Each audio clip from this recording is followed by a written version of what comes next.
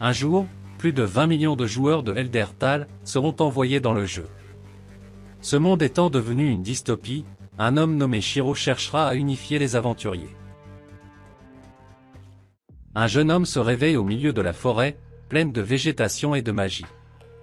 Cet endroit lui semblait familier, il l'avait déjà vu auparavant, cet endroit ressemblait à celui de Eldertal, le jeu en ligne auquel il jouait toujours, mais maintenant tout était bien réel.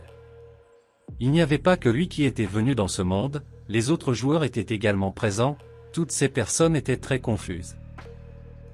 Shiro décide de se calmer un peu et d'analyser la situation, il se rend compte qu'il a un menu, où il a toutes ses statistiques. En examinant ce menu, il s'aperçoit qu'il a encore sa liste d'amis. Sans tarder, il décide d'appeler l'un d'eux par télépathie. Ils décident de se rencontrer à un endroit précis. Ils discutent, car leurs apparences sont très différentes de ce qu'elles étaient auparavant. Le protagoniste explique qu'ils sont dans le jeu auquel ils ont toujours joué, mais que grâce à la nouvelle mise à jour du jeu, ils sont arrivés à cet endroit. Il demande que pour l'instant ils restent ensemble et cherchent des informations sur ce nouveau monde, comme ils se connaissaient déjà, Naotsugu accepte volontiers. Shiro n'avait aucune idée de qui pouvait avoir des informations, ils sont donc partis à leur recherche, mais ont été interrompus par la Katsuki. Elle dit qu'elle est une fille, mais qu'elle avait toujours joué un personnage masculin, après être venue dans ce monde, elle était devenue un homme, ce qui était très ennuyeux, elle lui demande de l'aider. Shiro était un joueur expérimenté de niveau 90, il sort une potion difficile à obtenir, qui permet de changer de sexe. Shiro avait fait quelques missions avec elle dans le passé, même s'il pensait qu'elle était un homme. Après avoir pris la potion, Akatsuki s'est transformée en une belle femme, bien que de petite taille. Elle est très reconnaissante de l'avoir aidée, elle savait très bien que la potion était tout à fait difficile à obtenir, elle est donc prête à être son aide pour cette faveur. Shiro explique simplement qu'il l'a fait en raison des années d'amitié qu'il ont eues dans le jeu, et qu'il serait bon de former un groupe et de ne pas y aller seul. L'endroit où ils étaient apparus s'appelle Akiba. En traversant la ville, ils se rendent compte que les autres aventuriers ne s'adaptent pas à la nouvelle situation. Le groupe décide de manger quelque chose, mais ils se rendent compte que la nourriture n'a aucun goût, bien qu'elle ait l'air bonne. Pendant qu'ils se plaignent, Shiro reçoit un appel, c'était une fille appelée Marie, elle était le chef d'une guilde d'aventuriers. Ils vont rapidement à sa rencontre, en arrivant sur place, cette femme était très affectueuse, donnant des accolades à tout le groupe. De plus, les autres membres étaient très extravagants. C'est l'heure de la réunion, Marie explique qu'il y a eu beaucoup de changements à Akiba, où les autres guildes sont devenues beaucoup plus fortes, tandis que d'autres recrutent de manière très suspecte. Shiro explique que tout cela s'est probablement produit à cause de la nouvelle extension du jeu, c'est pourquoi il était nécessaire de chercher plus de données. Marie lui explique que c'est tout ce qu'elle a comme information et lui demande si elle veut qu'il rejoigne sa guilde. Shiro se souvient de son passé et dit simplement non, mais il aimerait être en contact avec eux. Après la réunion, Shiro a un plan, ils doivent s'adapter à ce nouveau monde, pour cela ils ont besoin de s'entraîner au combat, ils vont donc dans les forêts en dehors d'Akiba. Un aventurier était mort, comme dans le jeu, cet homme avait été ressuscité dans la cathédrale, ce qui signifiait que les aventuriers ne mouraient pas, mais cela semblait un peu suspect à Shiro. Chaque jour, le groupe avait affiné ses compétences en combattant des bêtes magiques. Au fil des jours, les PKS sont apparus, un terme donné aux joueurs qui tuaient d'autres joueurs, et après avoir tué, ces PKS leur volaient tout. Le protagoniste était très inquiet à ce sujet, car c'était devenu un monde sauvage. Soudain, un groupe de personnes est apparu, menaçant de les tuer s'ils ne remettaient pas leurs affaires. Le protagoniste a compris que ces types étaient des PK. Ce que ces bandits ne savaient pas, c'est que Shiro et ses amis étaient au niveau 90, les battant avec facilité et les envoyant à la cathédrale.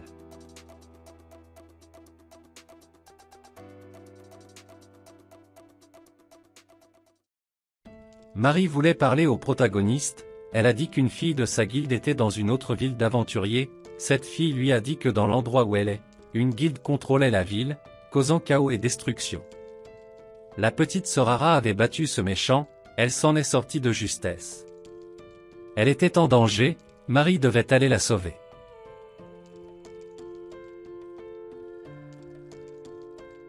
Comme elle était chef de guilde, elle ne pouvait pas laisser les autres derrière elle, elle demande donc au protagoniste de s'occuper de sa guilde pendant qu'elle part à la recherche de son subordonné. Shiro avait un meilleur plan, il dit qu'il ferait mieux d'aller sauver la fille lui-même, car c'était la meilleure option, en plus il veut explorer un peu ce nouveau monde. Pendant le voyage, ils utiliseront des chevaux et des aigles, ces derniers étant une mascotte exclusive. Ils ont traversé des rivières et des montagnes dangereuses, les raccourcis étaient dangereux.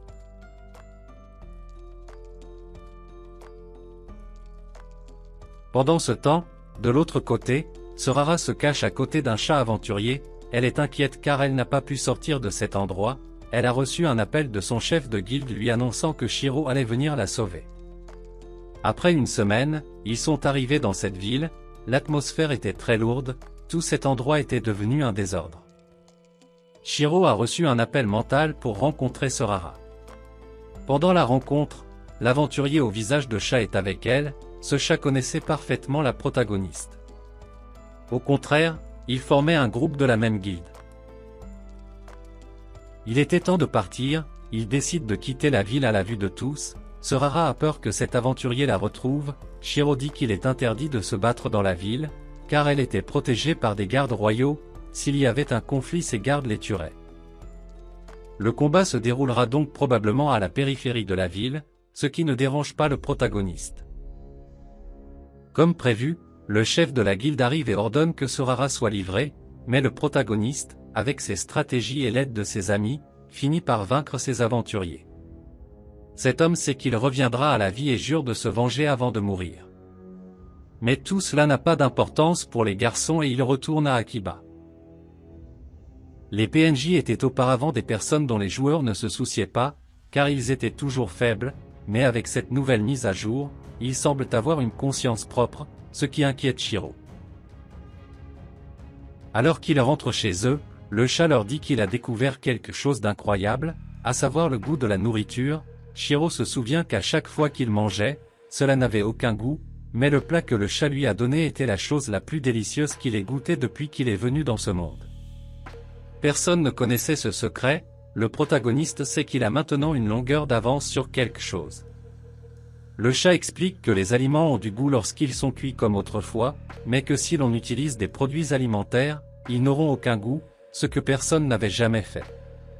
Pendant qu'il mangeait tranquillement, Shiro commença à s'inquiéter pour des enfants qu'il avait rencontrés avant de venir dans ce monde, il n'était pas allé les chercher plus tôt parce qu'il savait que si quelque chose leur arrivait, ils revivraient dans la cathédrale, en espérant qu'ils s'en sortiraient.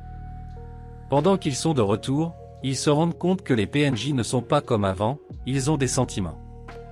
Pendant ce temps, ailleurs, des enfants étaient forcés de travailler, de peur de mourir, obligés de livrer des potions.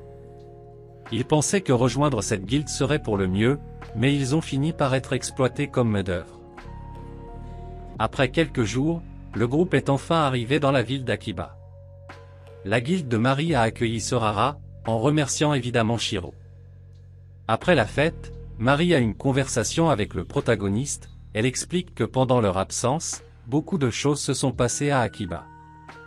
Les guildes puissantes étaient devenues de plus en plus puissantes et, à mesure qu'elles gagnaient en puissance, elles commençaient à prendre le contrôle de zones de jeu, tandis que les guildes faibles et celles qui n'en avaient pas été marginalisées, ce qui créait une atmosphère tendue et hostile. De plus, les guildes les plus puissantes chassaient des bêtes bien au-dessus de leur niveau, ce qui devrait être impossible. Ils utilisaient des potions pour augmenter l'expérience, ce qui les a rendus plus puissants pendant quelques minutes. Mais il y avait un problème avec ça, ces potions n'étaient données qu'aux personnes de niveau 30 et moins. Une guilde avait recruté beaucoup de ces nouveaux venus pour voler leurs potions d'expérience et les vendre. Après avoir entendu parler de la réalité d'Akiba, ils ne pouvaient pas croire ce que cette ville était devenue. Avant, tout le monde était si heureux dans la ville, mais tout avait changé. Shiro pensait que les enfants qu'il avait rencontrés étaient probablement enfermés dans cette guilde. Mais que pouvait-il faire, quelqu'un qui n'avait pas de guilde? Il a décidé de parler à son ancien membre, lui expliquant qu'il avait peur de créer sa propre guilde, car à chaque fois qu'il y en avait une, elle avait tendance à s'aggraver. Le chat lui dit que les guildes sont comme la vie, elles sont créées, maintenues et à la fin elles disparaissent. C'est à vous de décider combien de temps vous voulez que la guilde que vous créez dure. Shiro savait déjà ce qu'il fallait faire. Plus tard dans la nuit, j'appelle Minori, une des filles qui a été capturée. Il lui demande de ne rien dire car il ira les sauver, mais en attendant, ils doivent tenir quelques jours. Le protagoniste a une stratégie, pour laquelle il rencontre la guilde de Mari, il lui dit qu'il n'aime pas ce qu'Akiba est devenu, il lui demande donc de faire une alliance, Mari a des doutes. Shiro lui annonce qu'il a finalement décidé de créer sa propre guilde, il lui demande de l'aide. Mari est heureuse pour lui, car il est toujours seul, alors elle décide de l'aider. Le protagoniste dit qu'il a besoin de 5 millions de pièces d'or, surprenant tout le monde. La banque de l'aventurier est un endroit où les gens gardent leur argent, cet endroit était pratiquement le meilleur endroit pour garder de l'argent, Shiro avait des plans pour cela. Toute la guilde de Mari était à la recherche de matériaux de cuisine, tandis que Mari et son secrétaire s'occupaient de la paperasse. Tout se passait comme il l'avait prévu, le but était d'obtenir 5 millions de pièces d'or. La première étape consistait à offrir de la nourriture aux aventuriers, qui n'avaient tout jamais goûté de nourriture depuis leur arrivée à Eldertal, mais aujourd'hui, ils dégustaient de délicieux hamburgers. Comme il s'agissait d'une nouveauté, de nombreux aventuriers achetaient désespérément ces produits. Ils étaient curieux de savoir comment cette nourriture avait été développée, y compris les joueurs de haut rang. Après une journée de vente, ils avaient réussi à obtenir 42 000 pièces d'or, mais s'ils suivaient ce processus de vente, ils obtiendraient les 5 millions en 120 jours, ce qui est long. Il était temps de passer à la phase suivante du plan. Il a décidé d'acheter une maison pour les membres de sa guilde et a demandé l'aide d'anciens camarades. La deuxième phase du plan avait commencé, mais cette fois c'est Mari qui allait agir, elle a rencontré les plus grands marchands d'Akiba. Il s'agissait d'aventuriers qui faisaient des affaires et étaient à la tête de centaines d'aventuriers. Minori et Tuya étaient des frères jumeaux qui aimaient jouer à des jeux en ligne, bien qu'ils soient novices, un jour leur nouvelle réalité avait changé. Ils n'étaient que des enfants, ils avaient tellement peur de cette nouvelle vie que leur frère leur a demandé d'aller explorer les environs de la ville d'Akiba. Tout semblait heureux au début, ils n'auraient jamais pensé rencontrer les P.K., tués de manière brutale. Ils ont repris vie dans la cathédrale. Ils n'avaient pas d'argent, ils n'avaient pas de guilde. Ils ont été pratiquement oubliés. Un jour, ils ont été invités dans une guilde, ils sont entrés sans réfléchir, mais ils ont fini comme esclaves. Pendant que Mari négociait avec ses commerçants, elle a reçu des instructions sur la façon de se comporter devant ses commerçants et de ne pas se laisser intimider. Elle leur propose de leur apprendre à préparer les aliments aromatisés, mais à une condition, il leur faut 5 millions de pièces d'or. Les traders savent que s'ils sont précurseurs dans ce domaine, leurs profits seront plus importants. Ils acceptent donc de payer le prix et de partager les coûts. En quelques jours, les chefs de grands aventuriers, et les équipes les plus puissantes d'Akiba, ont reçu une invitation à une réunion. Shiro a appelé Minori, lui a dit que les plans étaient prêts, demain ils seront tous sauvés. Maintenant il était temps pour Shiro d'avoir sa propre bataille, le jour de la rencontre est arrivé. Les hommes les plus puissants d'Akiba se sont réunis, y compris les marchands et quelques représentants de petites guildes. Shiro les remercie de leur présence, surpris qu'ils soient tous venus à son appel. Krusty, un aventurier responsable de plus d'1 millier de joueurs, lui dit qu'il est venu à cette réunion parce que Shiro est un homme connu pour ses grandes stratégies, il voulait entendre ce qu'il préparait. Le protagoniste ne perd pas de temps, il leur dit qu'il veut changer la situation dans laquelle se trouve Akiba, il explique qu'avant cet endroit était paisible et heureux, mais maintenant tout est très triste, même l'esclavage commence à être créé, pour lequel un changement est nécessaire. Un elfe interrompt la présentation, dit que sa guilde est une guilde de raids et n'a rien à voir avec la ville épars. Shiro ne dit rien et continue simplement avec son explication. Dès le jour de leur arrivée, ce monde était sans loi, la vie tranquille que tout le monde avait eue a été changée. Alors maintenant, Shiro est venu leur demander de l'aide. Dans ce monde sans loi, il était temps de créer de nouvelles lois pour aider et protéger les aventuriers. Pour cela il demande qu'il soit temps de créer une table ronde et de délibérer sur la direction d'Akiba. L'un des responsables de la Guilde de la Parole affirme que même si de telles lois existaient, il n'y aurait aucun moyen de punir les contrevenants. Shiro rit et dit qu'il a déjà des plans pour cela, il a acheté la banque des aventuriers. Surprenant tous les membres. Entre-temps, les enfants ont appris qu'ils devaient passer par la porte des aventuriers, qui les envoie directement aux guildes.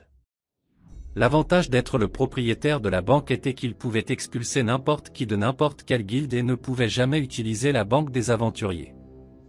C'était une punition très forte. Les guildes qui ont asservi les nouveaux venus ont été expulsés de leur guilde et ne pourront jamais utiliser la banque d'Akiba. Ce monde était gouverné par des pièces d'or, maintenant ils étaient condamnés à la folie. Les autres membres n'ont d'autre choix que d'accepter et de former une table ronde. Après une semaine, la ville d'Akiba a commencé à subir un changement radical. La table ronde avait mis en place de nombreuses lois pour les aventuriers, ainsi que l'encouragement de bonnes politiques. Les aventuriers eux-mêmes ont commencé à se sentir beaucoup plus en sécurité. La vie des aventuriers s'améliore avec ces nouvelles lois, mais qu'en est-il des gens du village, des gens qui n'ont pas pu être réanimés? C'est une bonne question. Le protagoniste sait qu'il doit faire quelque chose pour empêcher un conflit entre les aventuriers et les PNJ. Mais d'abord il a décidé qu'il était temps de célébrer le grand triomphe qu'ils ont eu à la table ronde. De plus tout le monde est reconnaissant à Shiro d'avoir apporté de grands changements à Akiba. De plus, les enfants qui ont été capturés demandent à rejoindre sa guilde. Shiro n'a aucune raison de refuser, leur réservant un accueil chaleureux à Log Horizon. Pendant ce temps, dans une région éloignée, les espions qui surveillent Akiba ont rencontré le roi pour lui faire un rapport sur les aventuriers. Shiro avait beaucoup de travail à faire, la paperasserie et les candidatures pour la table ronde s'avèrent être un fardeau très difficile à remplir. Au cours des jours suivants, un groupe d'émissaires est arrivé à Akiba, envoyé par le roi pour une réunion régionale. Le protagoniste a une réunion avec Krusty, ils demandent ce qu'ils doivent faire. Ils savent très bien qu'ils n'ont aucune information de ce monde. C'était plus qu'évident, ils devaient voir de leurs propres yeux la nouvelle réalité, ainsi que chercher de nouvelles informations. Pendant ce temps, un autre groupe de la table ronde a décidé qu'ils formeront les recrues, où les recrues de différentes guildes seront formées. Après un voyage de quelques heures, les représentants des aventuriers sont arrivés. Le roi avait organisé une fête de bienvenue pour ses aventuriers. Ce ne serait pas n'importe quelle fête. Ici, chacun chercherait à s'informer auprès des autres. Un invité spécial était arrivé, cette personne était la petite fille du roi. La fête était très ennuyeuse pour eux, quelque chose qu'ils n'avaient jamais fait auparavant. Après la fête, le groupe se réunit et pour rapporter les données qu'ils ont trouvées, le groupe de Duke a peur que les aventuriers se rebellent contre eux, mais ils ne savent pas comment s'y prendre. Il ne restait plus qu'à attendre de nouvelles informations, ce qui pouvait prendre des jours. La petite fille du roi se repose paisiblement, quand elle est remarquée par Krusty, il avait des projets avec elle. Il lui parle avec beaucoup d'assurance, Krusty n'hésite pas à dire qu'il l'utilise comme bouclier pour ne pas attirer l'attention des autres ducs. Au cours des jours suivants, il lui raconte que les aventuriers ont beaucoup de liberté et que chacun est indépendant, invitant la princesse à venir à Akiba un jour. D'autre part, Shiro avait rencontré un homme qui était toujours mentionné dans les manuscrits du jeu. C'était la première fois qu'il le voyait, il s'agit de Miralek. Cet homme va droit au but, il voulait obtenir tous les faits nécessaires sur les aventuriers. Shiro n'était pas une exception, il voulait aussi des informations. Shiro dit qu'il ne partagera des informations que s'il le dit d'abord. L'homme commence à expliquer qu'il existe une magie que personne ne connaît, qui est la magie du monde, quelque chose dont le protagoniste n'a jamais entendu parler auparavant. La magie du monde est à l'origine de la venue de nombreux joueurs dans ce monde. En plus de cela, ils sont arrivés à la conclusion que les aventuriers qui mouraient et étaient réanimés perdaient une partie de leur mémoire. Ce qui était sérieux, se demandant combien de mémoire les gens perdent lorsqu'ils sont réanimés. Pendant ce temps, ailleurs, les Bleus avaient rencontré un problème, une grande foule de gobelins des mers était apparue. Ils étaient si nombreux qu'il était pratiquement impossible de les éliminer. D'autre part, Shiro a été convoqué à une réunion d'urgence à la table ronde, le roi des gobelins était apparu, c'était très grave. Le roi des gobelins est à la tête d'une horde de 10 000 gobelins prêts à exterminer les gens normaux, ce qui inquiète tous les chefs de guilde. Il ne pouvait pas simplement aller se défendre, il devait être invité à le faire par le roi et les ducs. Ce n'est plus comme par le passé, il fallait les reconnaître. Les gobelins détruisaient tout sur leur passage et en quelques jours, ils atteignaient une ville importante, mais à la fin, tout était laissé entre les mains du roi et des ducs. Pendant qu'ils attendent, Shiro leur raconte quelque chose d'important sur ces nouvelles découvertes. Il explique que la mort des aventuriers a des conséquences, chaque aventurier qui est ressuscité perd une fraction de ses souvenirs. Ce qui rend tout le monde dans la pièce très tendu. Krusty dit qu'il est revenu à la vie 2 fois et peut confirmer que cette théorie est vraie, car il ne pouvait pas se souvenir du nom d'un animal de compagnie. Pendant ce temps, l'équipe de débutants qui sortait de l'entraînement ne savait pas quoi faire. Ils voulaient se battre, ils étaient inquiets, ils ne voulaient pas que d'autres personnes meurent à cause de ces gobelins. Les organisateurs ne peuvent pas refuser cet esprit de combat. Les ducs et le roi ont eu leur propre réunion, ils savent très bien qu'ils sont complètement faibles, mais ils ne veulent pas non plus être dominés par ces nouveaux venus. Le groupe de la table ronde est fatigué d'attendre, sans savoir quand il sera appelé. La princesse écoute la conversation de quelques ducs, ils disent qu'ils n'ont aucun moyen de vaincre les gobelins, qu'ils sont pratiquement condamnés. Après quelques heures, les représentants de la table ronde sont finalement appelés à rencontrer les ducs. L'atmosphère était tendue, ces ducs ne voulaient pas admettre qu'il avait besoin de l'aide des aventuriers, ils exigeaient simplement qu'ils défendent ces terres sans rien demander en retour, mais Shiro voulait trouver un consensus, mais les ducs refusaient catégoriquement, entrant dans un conflit qui ne semblait pas vouloir se terminer. La princesse savait que cela ne se terminerait pas rapidement, on pourrait même en venir au conflit, elle décide d'interrompre la réunion. Elle dit avoir toujours été une fainéante, quelqu'un qui n'avait pas besoin de s'impliquer dans la politique. Mais maintenant c'était différent, beaucoup de gens mouraient, mais tout le monde ici perdait son temps à se disputer. Elle dit qu'elle a entendu dire que ces ducs n'avaient pas la force de s'opposer aux gobelins, ce qui les a fait fuir. Elle avait entendu dire que les aventuriers étaient libres, elle ira donc elle-même leur demander de l'aide pour la défense. Après avoir entendu cela, Shiro et le groupe ont parfaitement compris, ils avaient perdu leur temps dans des réunions qui ne menaient à rien. Il était temps de se battre, ils se sont tous mis en route vers Akiba pour convaincre les aventuriers de se battre. La ville était très animée, ce qui était nouveau pour la princesse. La table ronde rassemble rapidement de nombreux aventuriers, Shiro explique la situation aux aventuriers. Environ 10 000 gobelins envahissent les habitants du village. En tant qu'aventuriers, cela ne les affecte pas du tout, mais la princesse veut leur demander de l'aide. La princesse prend son courage à 2 mains, elle avait peur au début, Krusty lui demande de dire ce qu'elle pense. Elle ne pouvait pas laisser tomber ses compatriotes, elle avait besoin de l'aide de ses aventuriers. Elle dit qu'elle est très faible, mais qu'elle veut quand même défendre la vie des villageois, demandant de tout son cœur d'aider à défendre le royaume contre les méchants gobelins. Après avoir entendu cette demande, les aventuriers se sont sentis très excités, c'était la première mission d'expédition qu'il avait jamais eue. Évidemment, tous ces aventuriers ont accepté la demande de la princesse. S'organiser pour la bataille, cela devenait excitant pour les aventuriers, quelque chose qu'ils n'avaient pas pu faire depuis leur arrivée dans ce monde. La bataille avait commencé, la stratégie était simple, ils n'attaqueraient pas directement, mais de manière contrôlée. Shiro a reçu un appel d'un des membres de sa guilde, demandant de l'aide. Le protagoniste s'est immédiatement mis à sa recherche, et quelques heures plus tard, il était arrivé sur place. Il a rencontré Minori et le groupe de Bleu, il a pu voir comment un de ses garçons était mort. Minori rapporte que Rude s'était inscrit en tant que recrue pour s'entraîner, pendant le combat il était mort. Il pensait qu'il reviendrait à la vie, mais ce n'était pas le cas, cette personne n'était pas un aventurier, c'était simplement un PNJ. Shiro voulait aider Minori, mais il ne savait pas quoi faire, c'était quelque chose de nouveau pour lui. Il s'est souvenu qu'il existait une magie du monde, un sort qui pouvait changer les règles de ce monde. Il n'avait pas le choix, il devait faire de Rude un aventurier pour sauver sa vie.